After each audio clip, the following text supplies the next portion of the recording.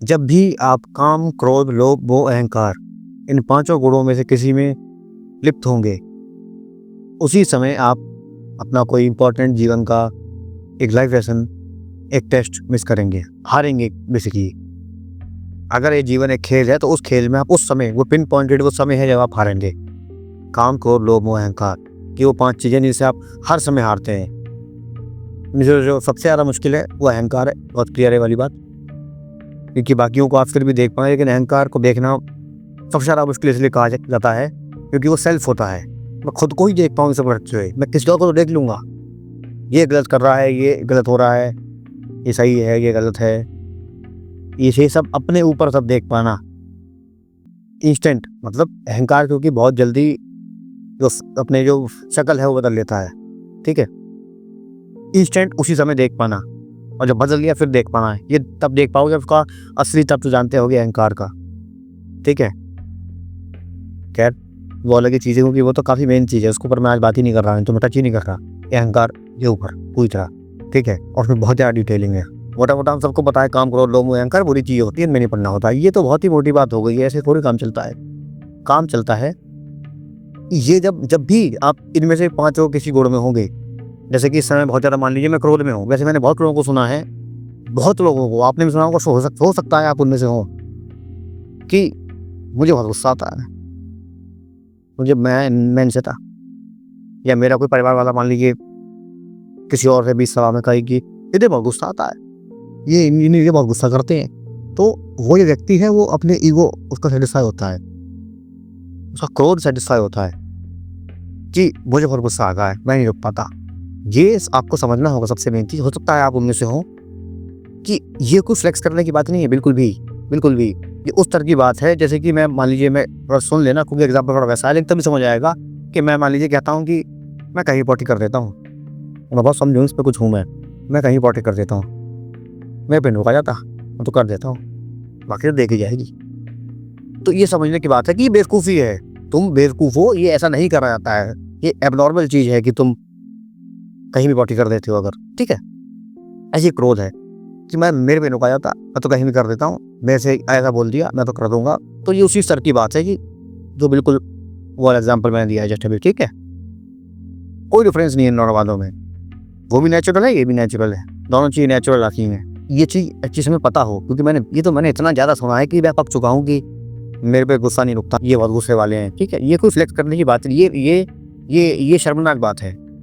आपको इतना होश ही नहीं है, आपको इतनी एक होश छोड़ो, ये तो पता नहीं क्या होश और बड़ी बड़ी बातें, कॉमन सेंस नहीं है कि काम, क्रोध, लोभ, मोह, अहंकार में नहीं फंसना होता है।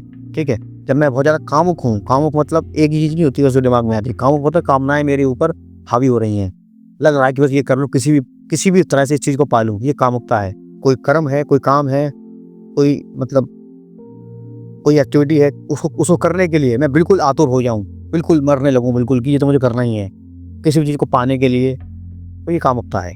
ठीक है, और ऐसे ही मोह है कि आपको किसी के प्रति मोह है, दूसरा आप मोहित हो रहे हो किसी चीज़ के प्रति, मतलब मैं उसमें, मान लीजिए कोई चीज़ बहुत सुंदर है तो मैं उसमें रख ले रहा हूँ और मैं फिसल रहा हूँ, सारा होश मेरा जा रहा है कि वो इतनी चीज़ इतनी सुंदर है। भाई ये सब अलग अलग तरीके के अस्त्र हैं यूनिवर्स के आपको गिराने के लिए, ऐसा समझ लीजिए। और जब भी आप इन्हें फंसते हैं, आप इन अस्त्रों को सहते हैं, मतलब आपके ऊपर चलाए जाते हैं, तो आपका नुकसान होता है।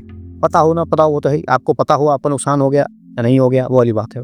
और इस पूरे माया जाल से निकलने के लिए, मतलब इस पूरे जाल से निकलने के लिए कि मैं यहाँ क्या खो रहा हूँ, क्या पा रहा हूँ, मुझे क्यों फंसा हूँ मैं इन सब चीज़ों में, क्या हो रहा है, कोई आपको इसमें कोई रिचुअल ऐसे काम नहीं आएगा डायरेक्टली।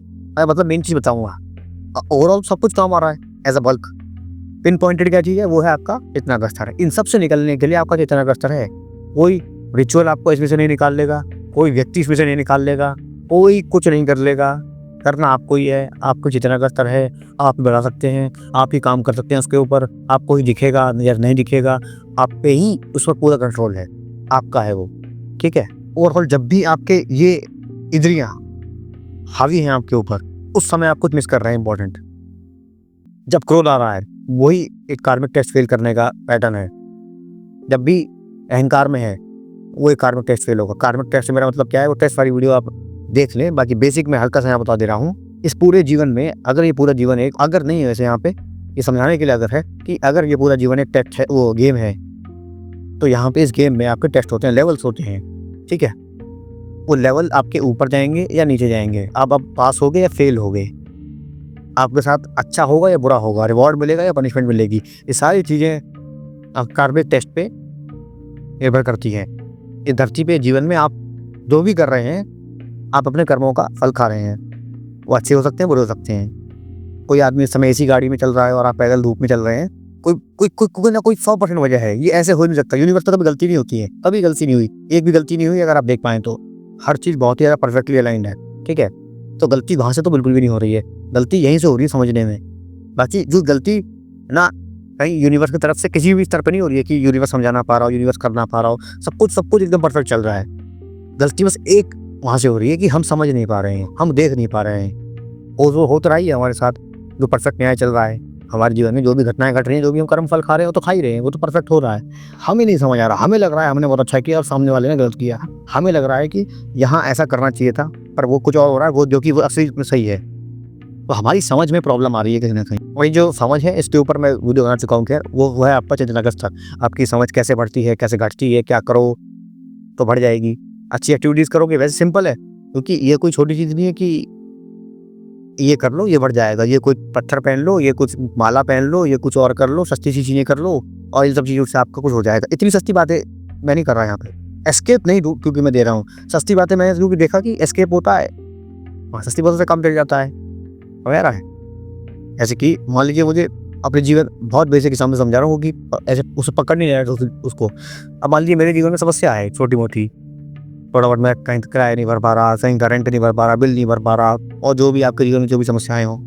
अब एक तो है कि मैं जाकर कहीं लोन ले लिया करूँ कि भाई मुझे 20,000 रुपये 50,000 रुपये रेंट दे दो, कुछ दे दो, लोन दे दो, और मेरी समस्या कुछ समय के लिए खत्म। यह है वो रेमेडी जो आप करते रहते हैं। एक होता है कि मुझे जीवन भर के लिए किसी भी प्रकार की समस्या ना आए, मैं पैसे से मुक्त होना चाहता हूँ, जो करना चाहूँ वो करना चाहता हूँ। अभी ये बिल मुझे पता नहीं लगे कहाँ कौन किसने भर दिए, मुझे जानना ही नहीं है, ठीक है। अब इसके लिए ना आपको थोड़ा बड़ी सर की चीज़ लगेगी, भले ही पैसा लगे, इतना लगेगा कि भाई चाहिए 500 करोड़ लिखो। जब 500 करोड़ होगा तो फिर अब जीवन में पैसे के बारे में सोचना ही नहीं है, जो करना है करो, ठीक है। लेकिन ये 20,000 से नहीं काम चलेगा, और वो भी तुम पे है नहीं, उसकी भी रेमेडी कर रहे हो, तो कहाँ ऊँची ऊँची बातें। तो वही वाली बात है कि एस्केप नहीं करना है। मैं असली चीज़ बता रहा हूँ कि एक हो गया एस्केप, ये पहन लो, ये पत्थर पहन लो, ये माला डाल लो, ये 4 दिन ये अला मंत्र कर लो, होगा सबसे, मैं मना नहीं कर रहा। 20,000 रुपये से आपका वो भी आपका बिल है वो भर गया। लेकिन आप क्यों नहीं उतनी ऊर्जा पैदा कर पा रहे हैं कि आप उस 500 करोड़ तक पहुंच जाएं। उसका तो एक प्रकार से एक रिफ्लेक्शन है या एक चाबी है, वो मैं बता चुका हूँ, कई बार बता चुका हूँ। वैसा कोई नहीं, कोई राज है, कोई बहुत बड़ी चीज़ है, सबसे मेन चीज़ है, उसे राज रखना कोई बेवकूफ़ी होगी। वो है आपका चेतनागत स्तर, ठीक है। वो रहेगा ही, वो मुझे हर बार बोलना पड़ेगा क्योंकि वो बेस है किसी भी चीज़ का। और ये पूरे माया जाल से निकलने के लिए काम को लोभ मोह अहंकार अपनी इंद्रियों में जो व्यक्ति फंसा है, आपको होश चाहिए, चेतनागत स्तर चाहिए। और हाँ, ये मैं जरूर क्लियर कर दूँ, जब इतनी बड़ी चीज़ है, इससे सब कुछ हो रहा है, जो सब कुछ हो जाएगा, है ना, बहुत ही ज़्यादा है, तो उस पर ही काम कर लेते हैं चलो। पर इतना आसान नहीं है, कभी आसान नहीं हो, कभी असली चीज़ कभी आसान नहीं मिलेंगी, ये आसान हो। जैसे व्यक्तियों को लगता है, लोगों को लगता है कि ईमानदारी करना बड़ी आसान चीज़ है, इसे पकड़ लेते हैं। ये बहुत मेन चीज़ है। ईमानदारी वो नहीं है कि मैं कुछ कर ही नहीं सकता, एकदम फटीचर आदमी हूँ और इसलिए मैं ईमानदार हूँ। ईमानदारी तब है जब मेरे पे शक्ति हो, मैं हूँ कहीं का राजा, अब मेरे पे आ रहे हैं ऑफर्स कि ये करना है, ये व्यक्ति वहाँ यहाँ जो फैक्ट्री पियेंगे नाले का पानी है, इन लोगों को भूखा मारना है, अब यहाँ घूस मिल रही है, करप्शन हो रहा है। यहाँ इस स्तर पे मतलब मेरे पे पावर है, शक्ति है, अब मैं कर रहा हूँ। उस ईमानदारी की कीमत अलग है। यहाँ करना ईमानदारी की, हाँ अभी मुझे समझ आ रहा है कि व्यक्तियों को गलत करना गलत है, वो मेरी ईमानदारी है। एक है कि मैं हूँ ही कुछ नहीं, दीन दरिद्र झुग्गी में रहता हूँ, कुछ नहीं हूँ मैं, और मैं बहुत ईमानदार हूँ। तुम बेईमान हो भी नहीं सकते, कोई बेईमानी करो और कोई ठीक कर देगा एक दिन, हो जा रहा है। मतलब मैं यहाँ कहना चाह रहा हूँ कि सारी मोरल वैल्यूज़ की वैल्यूज तब है जब आप पे पावर हो। पावर लेस होने के बाद फिर कोई वैल्यू वैसे भी नहीं है, मतलब एक करंट ही नहीं है। ईमानदार हूँ बहुत बड़ा, क्या ईमानदार हो किस लिए? 100 रुपये के पीछे ईमानदार हो? 100 रुपये तो मैं कोई भी छोड़ देगा, बच्चा छोड़ देगा छोटा 5 साल का, कि मुझे अगर वो ईमानदार वाली इज्जत चाहिए, लेकिन ईमानदार वाली इज्जत आपके लिए वैलिड ही नहीं है। वो वैलिड उसके लिए है जो एक शक्ति पर रहने के बाद भी ईमानदार हो, उसकी वैल्यू है, उस व्यक्ति की ही वैल्यू हो सकती है ईमानदारी के नाम पर। पावर ही हो आप बस, और ईमानदार बिल्कुल भी नहीं हो, नहीं तो। और आपकी मैंने एक पढ़ा था कोर्स का कि व्यक्ति का असली नेचर शक्ति आने के बाद पता चलता है। वो इंग्लिश में था, मैं कन्वर्ट करके बता रहा हूँ। उसका असली अर्थ यही था, व्यक्ति का असली जो नेचर है उसका, उसकी जो असली पर्सनैलिटी है, वो शक्ति आने के बाद ही पता चलती है, पावर आने के बाद ही पता चल। अब ये कहीं ना कहीं घुमा फिरा के, यही घुमा फिरा के नहीं, मतलब समझाने के लिए घुमा फिरा के, वजह तो स्पष्ट है। शक्ति आने के बाद ही आपकी ईमानदारी हो, है ना, कितने आप अच्छे व्यक्ति हो, सज्जन पुरुष हो, नैतिक व्यक्ति हो, ये सारी बातें तब इनकी वैल्यू है जब आप पे शक्ति हो। तब जब टेस्ट होगा, तब जो यूनिवर्स आपको कार में टेस्ट लेगा तो उसी स्तर का अच्छा खासा, मतलब अच्छे खासे मेरा मतलब है लालच पूरे होंगे, और मतलब रिवॉर्ड पूरे होंगे, और फेयर भी पूरा होगा।